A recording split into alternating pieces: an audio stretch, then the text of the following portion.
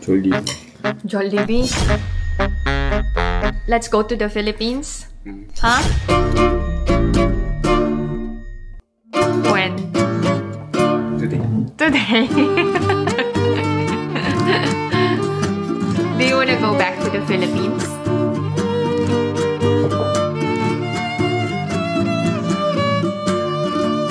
I think my tube.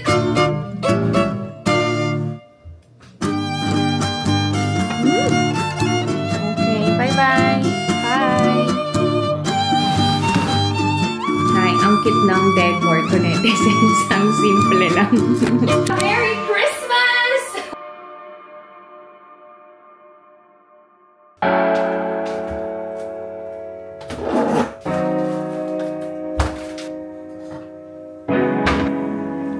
Annyeong! Hi everyone! Welcome back to my channel and this is my life in Korea. Late kami nagising ng mga bata. Hindi ko narinig yung alarm. Prepare na ako ng breakfast.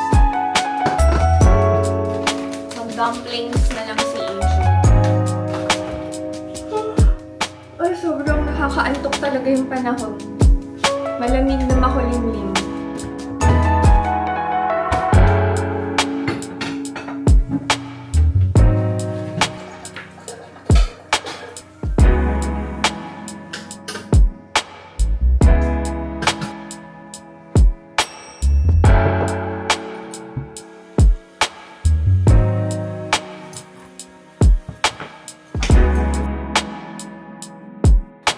Okay, bye-bye. Love you.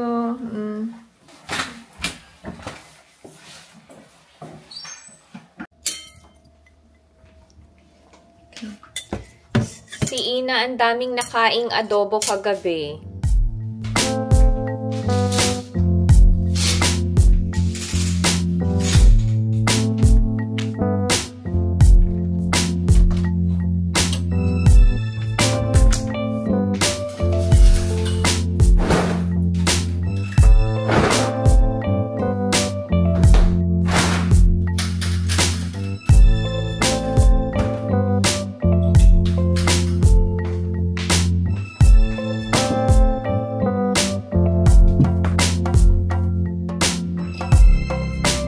Kain tayo to netizens.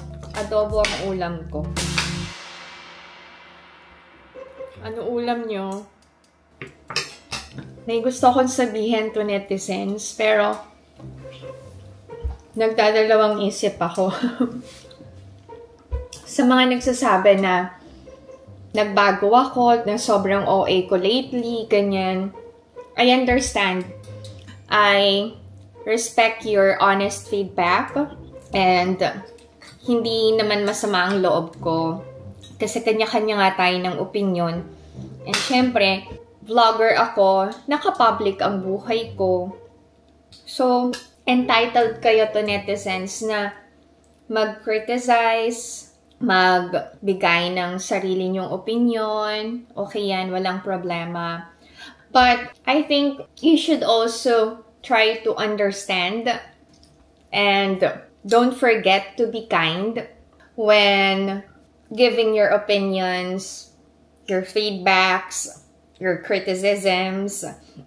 Kasi, ang totoo, may mga silent battles tayong pinagdadaanan, including me. Sana maisip nyo din na baka yun yung coping mechanism ko. Kaya ako madaldal, kaya ako masyadong OA sa vlogs. Kasi dun ko talaga nare-release yung pinagdadaanan ko na hindi ko gustong ma-absorb. And ayoko na ma-feel nyo yung bigat ng nararamdaman ko. When I say I'm sick, I just don't feel sick. There's something deeper with those words. I'm not just physically sick. When I say I'm sick, now homesick ako. I'm sick and tired of the people who keep taking advantage of me.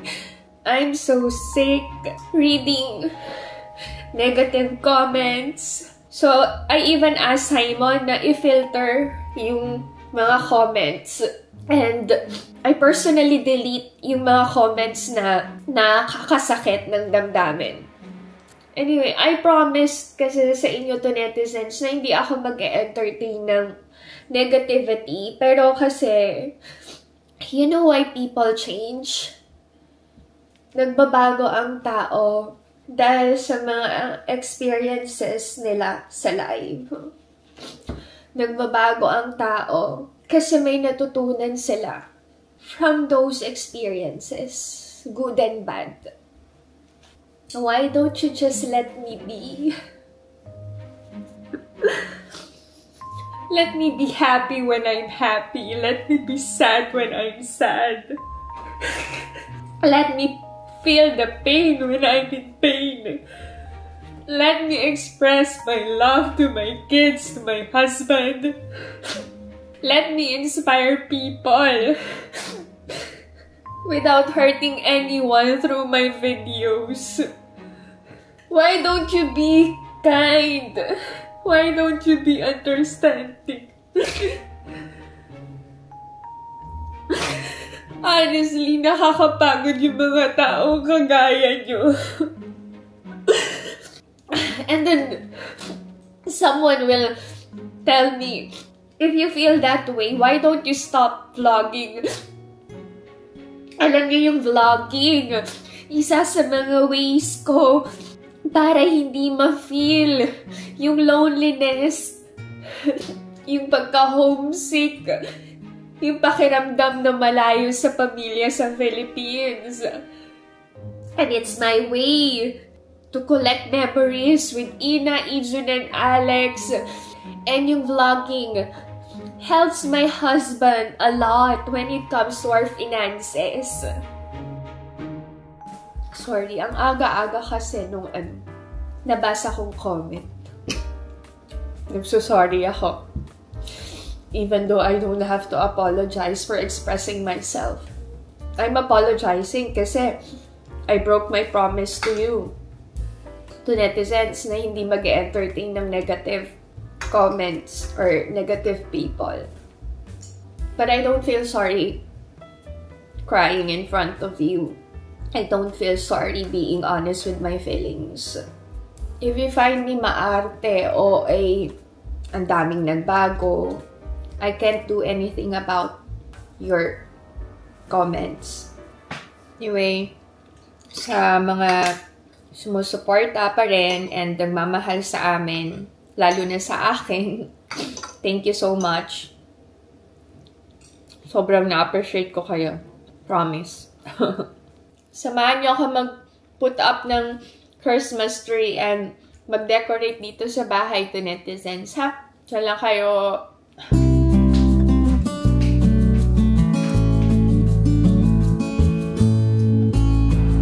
Mamamalengke ako to netizens. Samahan niyo na ako. Wala kaming pang ulam.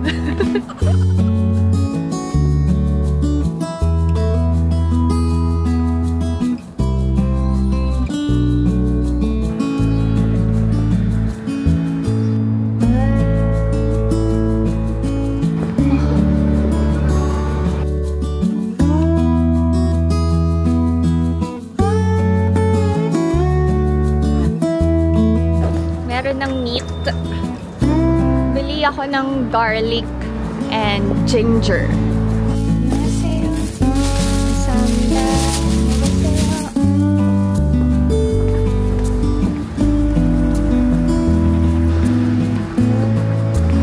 Bili ako ng ice cream.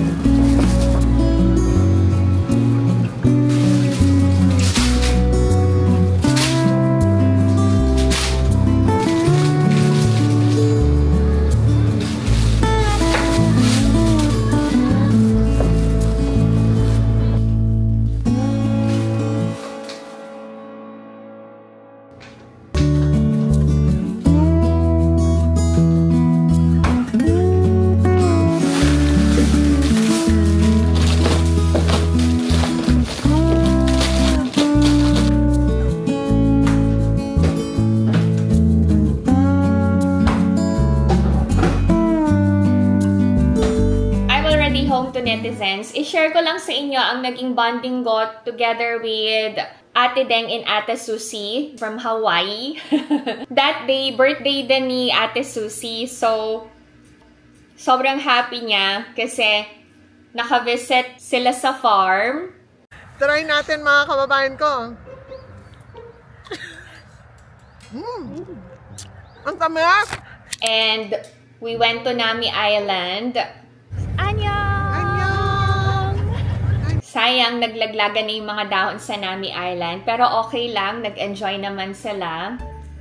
And tinatry ko sa kanila yung popular na chunchon takalbi na na-enjoy naman nila.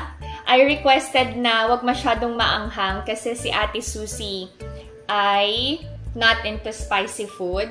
And then after, we went to Petit France. Sa Petit France, nag-enjoy kami dun sa show na pinanood namin.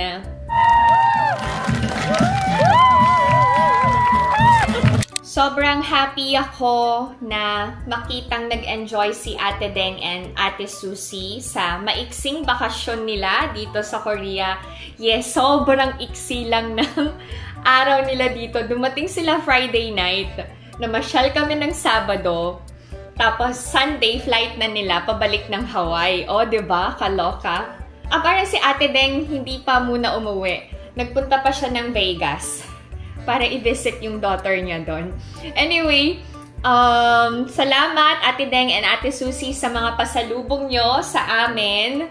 Si Ate Deng may dalang cupcakes na nakain na namin ni Alex. And ang kanyang very popular na Ensai Maidi. So, diba? Homemade ensaymada to. Gumawa siya ng classic cheese. Ube, kasi favorite namin ni Ina. And then, matcha Oreo na favorite ni Ina. Si Ijun, feeling ko ang kakainin niya is yung classic cheese. And, mostly ng mga RL na damit namin, galing kay Ate Deng. So, meron na naman siyang regalo. Etong muffler. O, diba? Warm na warm to. Thank you so much, ate. Tapos, may polo shirt for Alex and Abozi. Ang ganda ng color. Pang summer to. Kasi short sleeves. Tapos, ito. Syempre, yellow knit na feeling ko bagay sa akin. Ang ganda din. Polo bear. Tapos, may mga jackets for Ijun na maliit na sa kanya. So, ako na yung gagamit, Ate Deng. Matangkad kasi si Ijun. So, maliit na kay Ijun. Pati itong denim jacket. Maliit na rin kay Ijun. Kami na lang ni Ina gagamit. Meron pang sweater galing kay Ate Deng na ginamit na ni Ina yesterday. Tapos, ito. Siguro, para kay Ina to. Pero, ibibigay ko na lang kay Ellie kasi maliit na. And, may libre pa akong bag. Trader Joe's. Si Ate Susie, very cute ng regalo niya.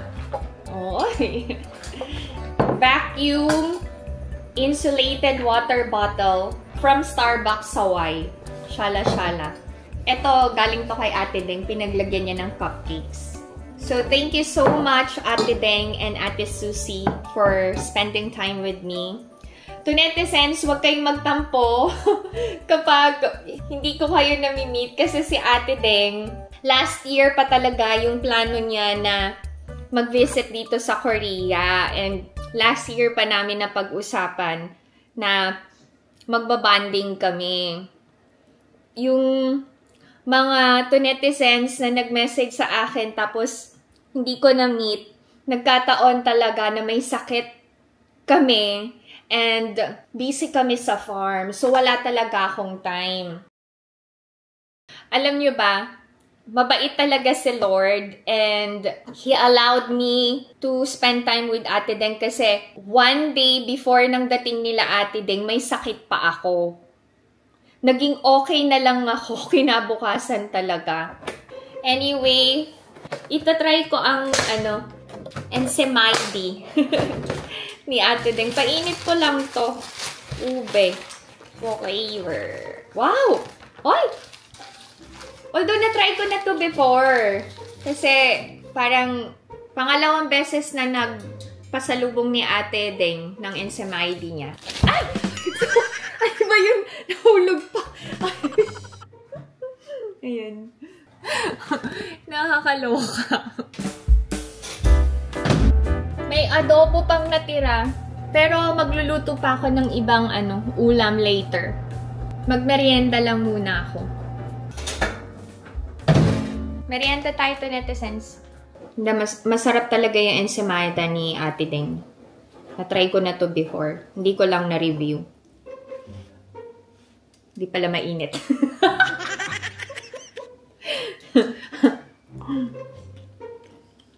Sideline to ni Ate Deng sa Hawaii. Nagbe-bake siya. Yung kita niya sa baking, pinanggagala niya. Mapapasa na all ka na lang eh. Travel siya. Ang sarap. Ayun, sarap. Sarap talaga. Sarap, ate. Kung nasa Hawaii kayo, and may cravings kayo ng ensaymada. Ensaymada ba to? Ensaymada. Kung may cravings kayo or gusto nyo magpa-personalize ng cake, kontakin nyo lang si Ate Deng. Oh, pin-remote na kita, Ate Deng, ha? Para makagala ka ulit ng Korea. More sales. Ang sarap. Ay, thank you, Lord. Pahinga lang ako saglit. Tapos luto na ako ng dinner. Prepare na ako ng dinner namin. Maaga ako magluluto kasi mag-decor ako sa bahay. Para ipapainit ko na lang mamaya. Okay. Kailangan ko munang i-slice ang aking pork. Na sana tama.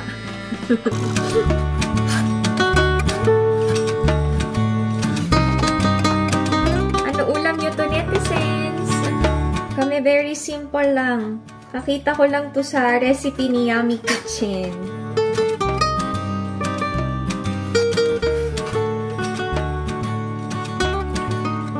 Maglagay tayo ng soy sauce, liquid seasoning, brown pepper.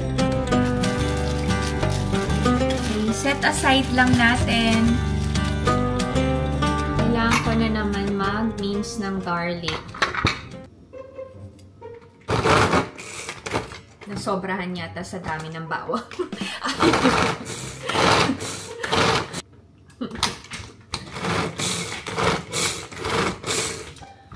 Okay.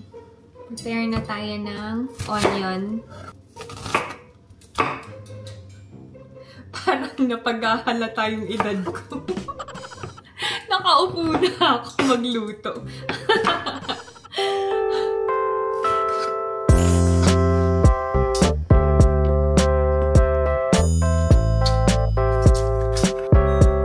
Nandito na si Izzy.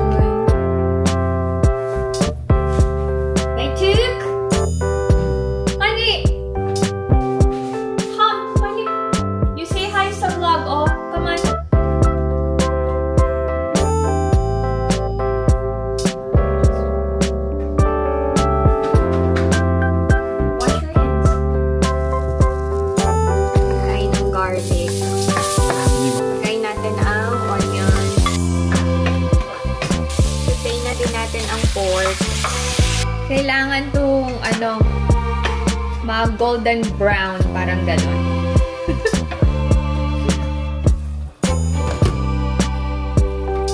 You can put oyster sauce. Lagay ko na lahat. Then sugar, optional. Then let's add water. Maglagay ako ng pork cube. Hintayin lang nating maging tender ang meat. Low heat lang to.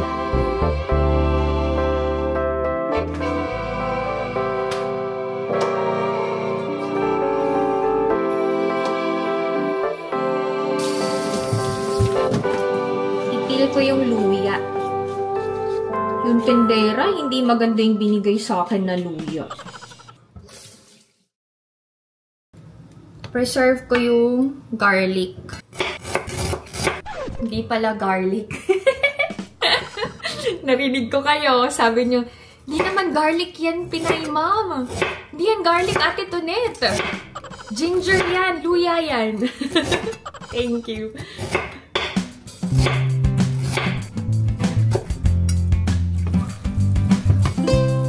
Ay, wow. Pwede na nating ilagay yung paprika. Tikman ko lang.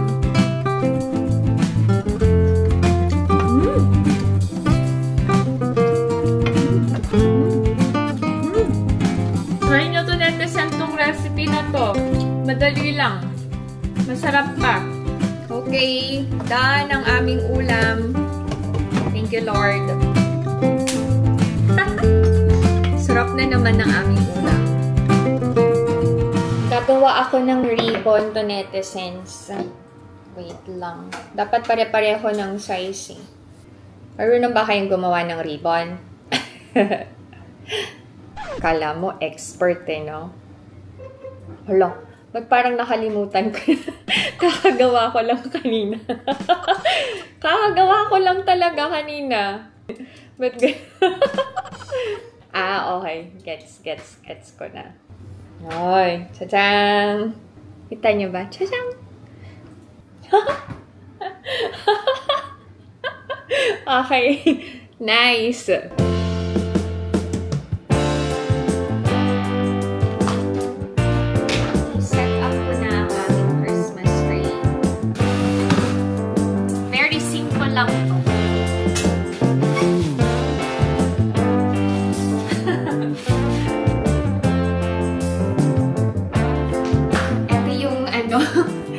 Lights na nabili ko online.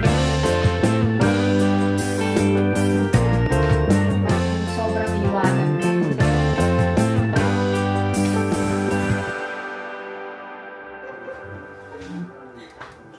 Hindi pa tapos yung Christmas tree. Hindi ko alam kung tama ba yung decoration ko. Ribbon lang sana ilalagay ko. Pero parang hindi maganda. This is our dinner. Bye! Yung Christmas tree, ayan o. Lagyan ko na lang ng Christmas balls. Tsaka sa walang tayo. Yeah. Yung Christmas tree ko until this year na lang. Next year, bibili ako na mas malaki. Sayang kasi, patong ko na lang sa table para medyo mataas. Try ni Alex ang ensemble. Okay, Inay's home. Hi, baby.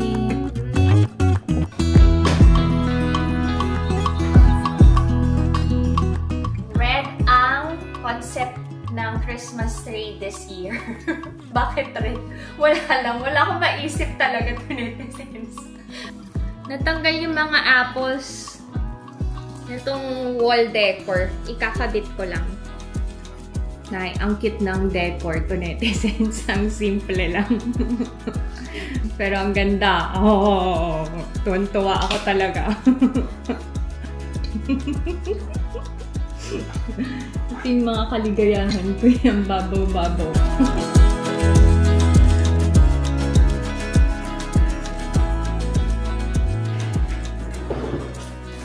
Netizens, natapos ko rin. Very simple lang, pero carry na. Para wala din ako masyadong liligpitin pagkatapos ng Pasko. Simple-simple lang to netizens. Pero mukha namang okay.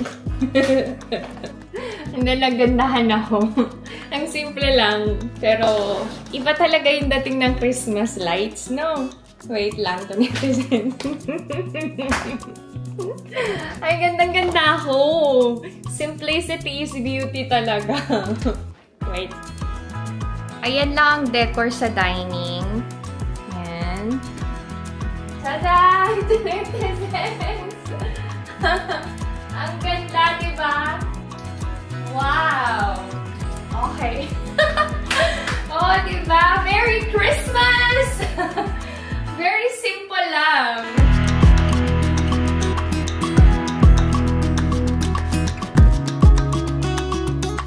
Ang aking army.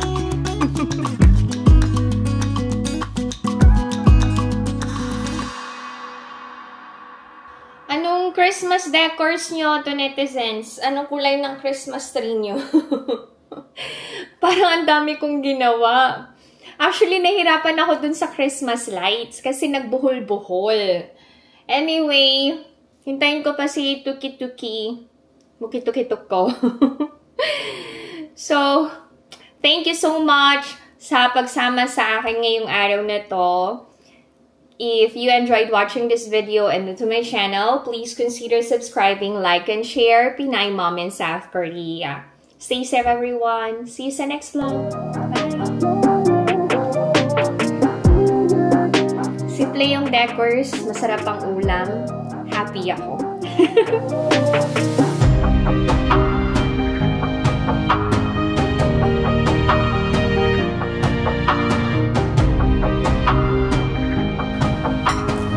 Jollibee. Jollibee? Let's go to the Philippines? Huh? When? Today. Today. Do you want to go back to the Philippines? Why? I miss 사촌. 비싼. Oh. 왜 And Jollibee? Jollibee.